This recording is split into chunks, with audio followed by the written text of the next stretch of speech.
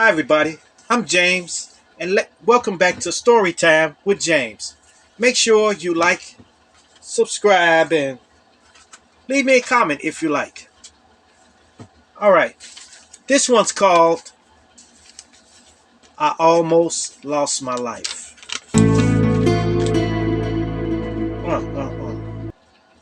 Yes. Look, this was in 1989 or 90, okay? I was off that day. It was freezing out. It was like 20 below zero, Anyway, I was kind of happy to be off for the next 2 days, You know. Then later that night, the phone rang.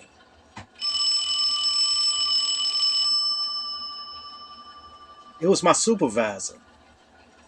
I started not to answer the phone either, too. I started not to answer the phone, but I answered it anyway. And it was my supervisor, and he wanted me to come in that night, And if I did come in that night, he promised me 3 days off after, okay? I wanted to say no, man. I really did. I really wanted to say no, but I understood I was the only one who can perform the high value clerk duties, because the other guy, he couldn't make it. He had to call off that night. Anyway, I started getting ready.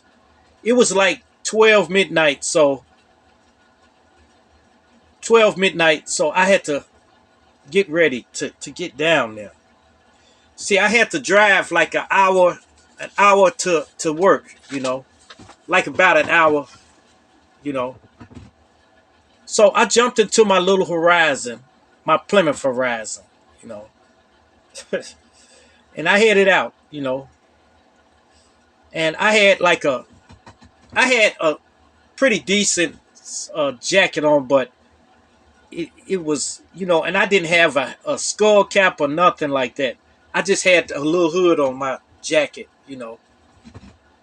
That's it, But my heat was bumping in the car. My heat was blowing good, so I wasn't worried about nothing. Shoot. So I was driving. Then all of a sudden I got like 15 minutes out. 15 minutes away from my house, which I had to go for an hour. But I was 15 minutes out. Then all of a sudden my car started losing power. And I was going like 60 miles an hour, so I was able to coast over to the shoulder of the road, So I coasted over there, and I got out and I lift my hood up. And I couldn't see nothing obviously broken or nothing like that. But I did smell a smell of burnt oil, So I knew it was serious, So I got back in the car and tried to start it. Nothing. So I had no power. Therefore, I had no heat. Yes. So I was sitting in the car, and it was like I was in a tomb in the car because I was bone freezing. So now I had to make a decision. I had to make a decision. Either to walk like it was almost 2 miles to the next exit, or sit in the car and just wait. Just wait. There was no cars coming past on the expressway. No cars coming past at all. Everybody was too smart to be out that late when the weather was like it was, I was the only dumb. Yes. So finally I made the decision. I said, look, I'm gonna have to walk to the next exit, So I got out the car, buttoned up, put my hood on, tightened it up, but my face and everything was exposed, and the gloves I had on were thin, started walking. I started walking. And I started making up the cadence. You know, sometimes when I got to walk a long way, I make up the cadence in my head. Ho, ho, ho, ho. And with that, I walk with the speed of it. You know, so I made a cadence up, and I walk. Then I finally made it to the exit. When I got to the top of it, I climbed up the exit. When I got there, it was a gas station there. So that's what I went for. I went to the gas station. I pulled on the door. The doors were locked. Matter of fact, I think this was on a Sunday, so the doors were locked. And the little guy inside told me, come over to the window. And I went to the window, and he opened up this tray. And I said, sir, can I come in? My car stopped on me, and I'm freezing to death out here, man. Can I come in? And if you got a phone, can I use your phone? He said, no, my friend. No, my friend. No. You can't come in. No, come in. And I said, what? Okay, but I need to use the phone. And he pointed. He said, there's one over there. And it was a pay phone over there. So I asked him, did he have change? He said, yeah. So I gave him $1, and he gave me the change. And I was dropping change and everything. Dropping change. When I got to the phone, I had to hold the quarter with my fingers and stuff like this to put it in. And it kept falling and everything. It took me a long time to get the quarter in the slot. But I finally got it in there, and I made the call. I called to my mom's house, you know. Nobody answered. Then I called my sister, and my sister answered the phone. Hello? Like she was asleep or something. Cozy. She was all warm and cozy at the house. She woke up, she said, somebody turn that heat down. Talking about somebody turn the heat down. So I said, look, Bird. And I was kind of screaming on the phone. I said, look, call my uncle Roy Lee to come and get me. And she said, where you at? I said, look, I'm out here on the expressway. My car stopped. I'm stranded. It's freezing out here. It's 20 below zero. It's freezing. She said, ugh, man. I said, please, because I'm going to die out here. I'm going to die. Okay? She said, all right, I'll call him. Then I hung up. Now, I had to walk back. Almost 2 miles back to the car. So, I started out. Make up the cadence.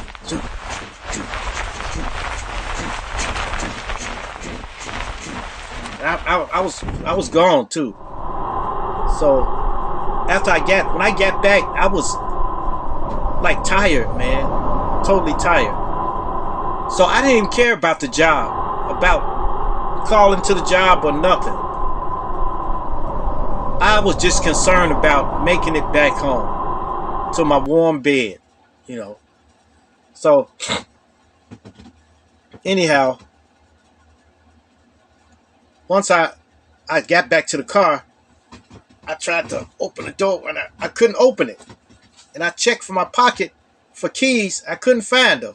So I cleared some of that snow that was on the window and looked inside.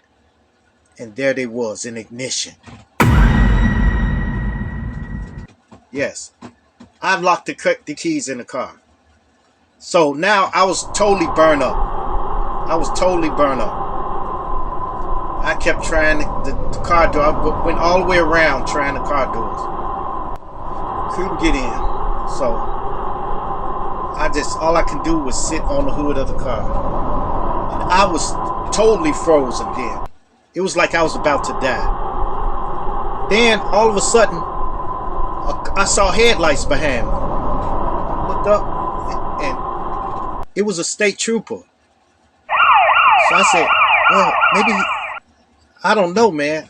He said, what you doing out here? And I came over to his car, ran over there to his car, and tried to open his door. And then he popped his locks and stuff. And I got inside. He said, man, what in the world is wrong with you? I was totally freezing. I was like, oh, man. Look, could you drive me to the house, man? I got a problem with my car. It stopped on me, and it won't start back. He said, what's wrong with it? What, you need a boost off? I said, no, it's not a boost off. It's something else. He said, well, man, you picked the coldest day to be out here. Where you going? I said, I was getting ready to go to work. He said, where you work? I said, I work at UPS. And he said, oh, man, you got like an hour or something drive there. I said, no, I'm going to go home. Drive me home. So he said, well, I can't. I don't know. I'm not going back that way yet. I got to go this way first, and then I make a loop and then come around and come back. So if you're here, then, I'll take you then. And then he said, man, I wish I had some more coffee for you. And he had a big cup of coffee sitting there. And it was hot, too. And he said, you can have some of this, but I drank out of it. I said, I don't care. He gave it to me. When I put my hands on that cup, man, it was like I was touching heaven, man. I drank some hot coffee a little bit. He said, now you gotta get out, man. I got a call. So I said, I can't get in my car. He said, get back in your car and sit down, until I come back. And I told him, I said, I can't get in. He said, what happened? I said, I locked my keys. And he said, oh my goodness, man. And he took a Slam Jam out. He got out there and popped the door open. I jumped in the car and he drove off. So now I'm back in the ice box. So I'm in there freezing to death. And I'm talking about, I was really shivering. I've never shivered that much in my life. Really. I was shivering. And the windows were frosted up and everything like that. And I was in the car and I was trying to find something to cover up with. And then I found the old blanket that I used to use to put down on the ground when I get up under cars and stuff. So that was in the car. So I took that and I wrapped that around my legs and stuff. It was sitting there. And then all of a sudden, the shivering stopped. And I was warm or something like that. So I started thinking of like I was on the beach and stuff like that. I don't know what was going on. I don't know what was happening. But later on, I found out that when you stop shivering, that's it. Hypothermia setting in, So I was sitting there waiting. And then I saw some lights back in the my back window. I looked in my rearview mirror, and that snapped me out of it. And I would look back, and it was the state trooper had came back. Yes, man, I was so happy to see that guy, And so I jumped out the car. I grabbed what I needed, like my keys and everything out the car. I jumped out and jumped back in his car. And man, then he drove me to 147th Street. That's far as I needed to get. Because he couldn't get off of the expressway. But when he got to 147, I started running. I got out, started running. I was falling and stuff.